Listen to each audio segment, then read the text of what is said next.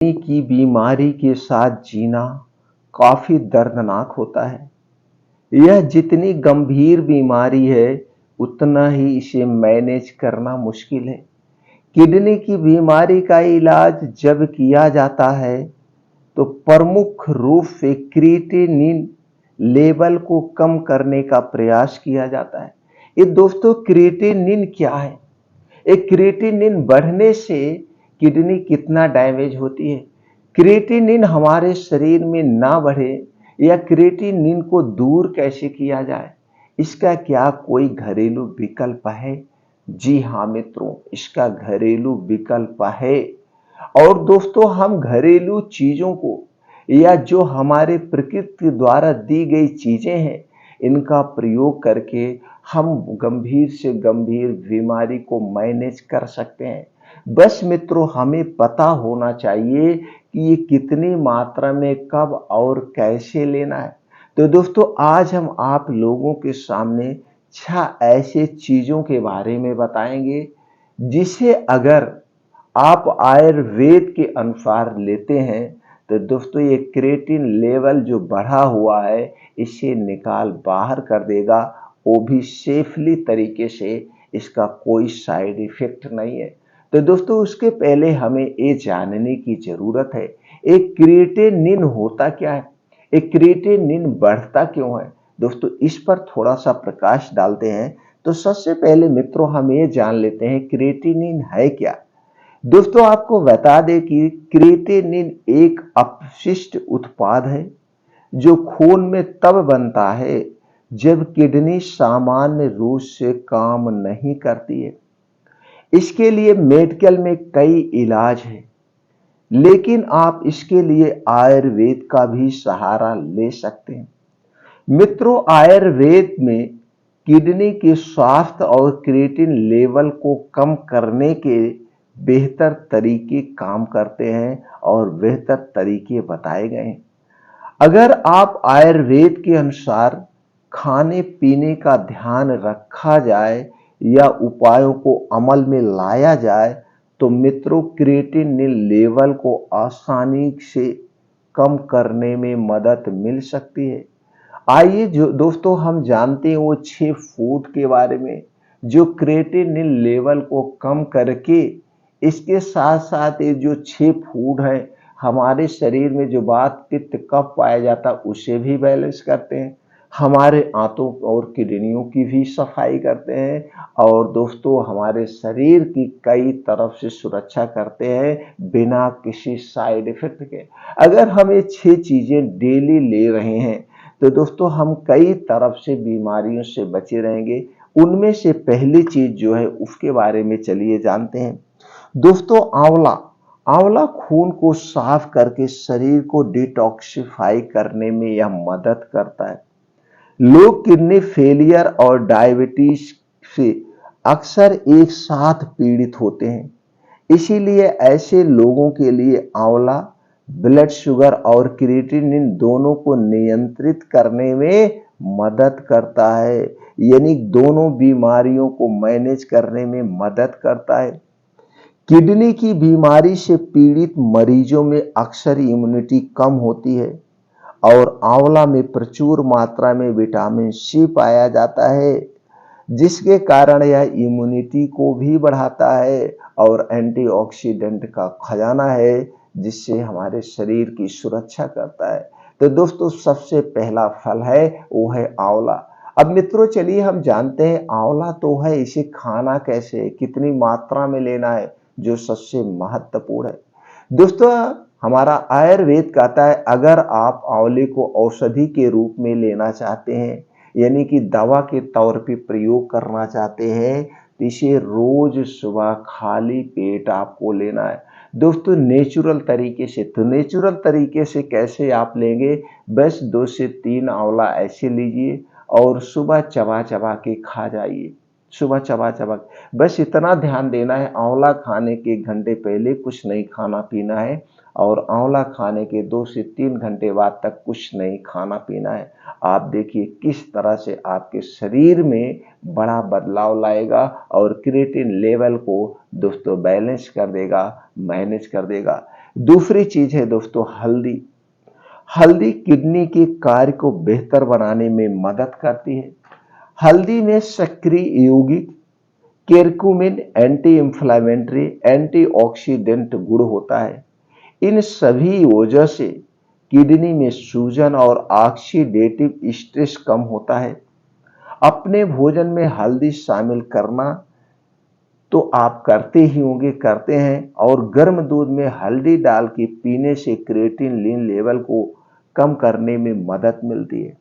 इसके अलावा मित्रों हल्दी में एंटीसेप्टिक गुण होते हैं, इसीलिए यह शरीर को संक्रमण से लड़ने में भी मदद करता है। तो मित्रों चलिए जानते हैं आयुर्वेद के अनुसार हम हल्दी कितना लेना चाहिए। दोस्तों इसके लिए आप हल्दी वाला दूध बनाइए। आप अपने घर का 1 गिलास दूध लीजिए, और दूध पैकेट का नहीं चाहिए, घर का चाहिए। अगर इसमें देसी गाय का दूध मिल गया तो जान लीजिए अमृत के समान है। अब उसी दूध में दोस्तों आपको डालना है आधा चम्मच हल्दी पाउडर, और डाल के दूध को उबाल दीजिए। अब इसी दूध को रात में खाना खाने के 1 घंटे के बाद पीना है, और दूध पीने के 1 घंटे के बाद सोने जाना है, और दूध पीने के बाद कुछ भी खाना पीना नहीं है। लेकिन ये जो हल्दी पाउडर होगा ये आपके घर का होगा, पैकेट का हल्दी पाउडर नहीं चाहिए। पैकेट वाले हल्दी पाउडर में आर्टिफिशियल कलर मिला होता है जो हमारे स्वास्थ्य के लिए हानिकारक है। और दोस्तों मार्केट से जब भी हल्दी खरीदना, नागपुरी हल्दी खरीदना।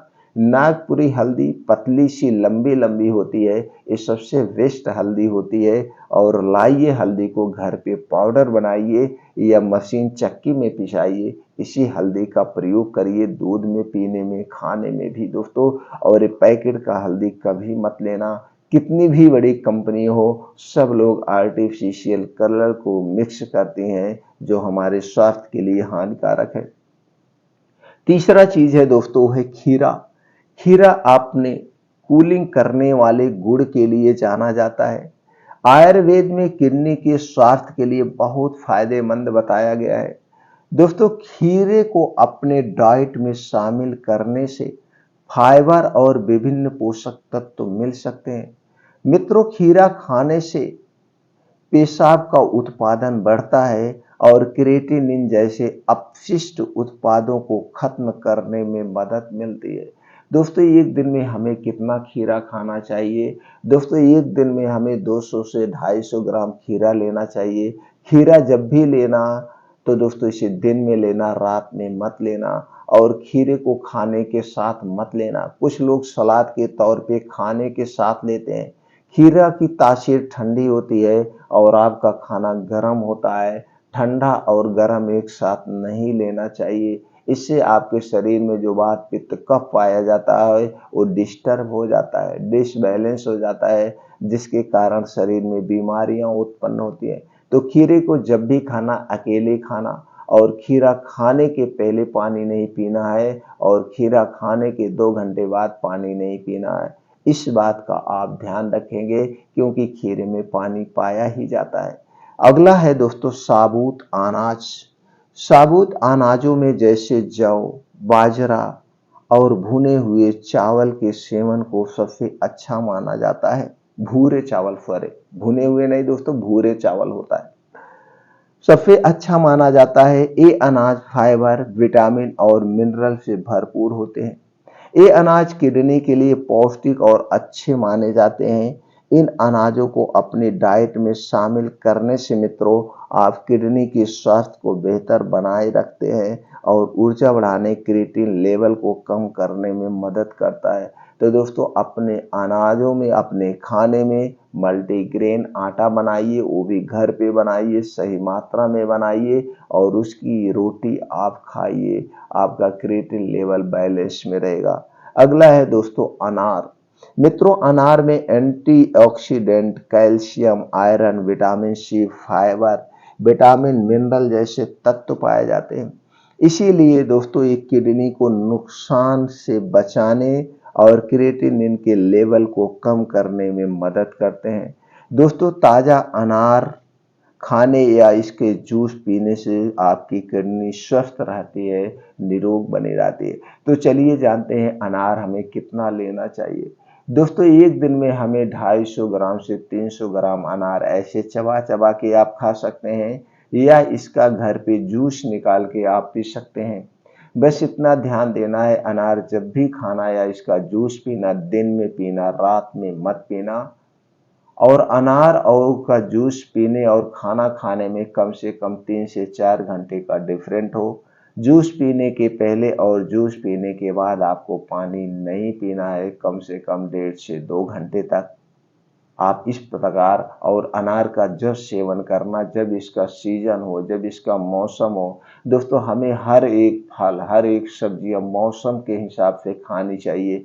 स्टोर किया हुआ फल नहीं लेना चाहिए। स्टोर किया हुआ फल हमारे शरीर के लिए, स्वास्थ्य के लिए हानिकारक है। अगला है दोस्तों पुनर्वा और गोछरू। पुनर्वा एक मूत्रवर्धक के रूप में कार्य करता है और क्रिएटिन सहित अपशिष्ट उत्पादों को खत्म करने में मदद करता है। गोछरू किडनी के कार्य को बेहतर बनाता है। ये दोनों आयुर्वेदिक औषधियां हमारे स्वास्थ्य की दृष्टि बहुत ही महत्वपूर्ण है।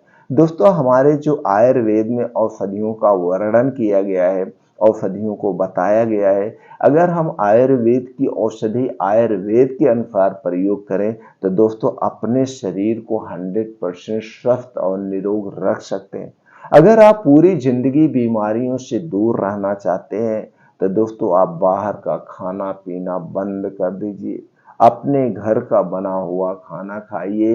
ये जो बाहर के junk food, fast food, toast, momos, burger, pizza, ये जितनी भी चीजें हैं, आइसक्रीम, कोल्ड ड्रिंक्स, धूम्रपान, ये सारी चीजें हमारे शरीर के वात, पित्त, कफ को तीनों को डिस्टर्ब करती हैं, जिससे हमारा शरीर बीमार बनता है। तो दोस्तों बाहर का खाने को अवॉइड करिए, घर का खाना खाइए, घर की चीजें खाइए। आप हमेशा स्वस्थ और निरोग रहेंगे। और अपने शरीर की एक्टिविटी बढ़ाने के लिए रोज डेली दोस्तों 5 बजे उठिए, 5 से 7 2 घंटे आप अपने शरीर के लिए निकालिए, जिसमें योगा करिए, मॉर्निंग वॉक करिए, प्राणायाम करिए। दोस्तों आप हमेशा स्वस्थ बने रहेंगे, क्योंकि शरीर की एक्टिविटी बहुत ज़्यादा ज़रूरी है। और हो सके तो मोबाइल का कम से कम प्रयोग करिए।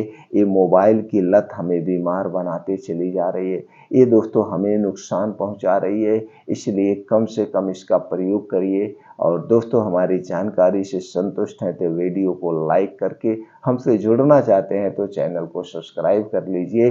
अपने यार दोस्त रिश्तेदारों के साथ जरूर शेयर करिए।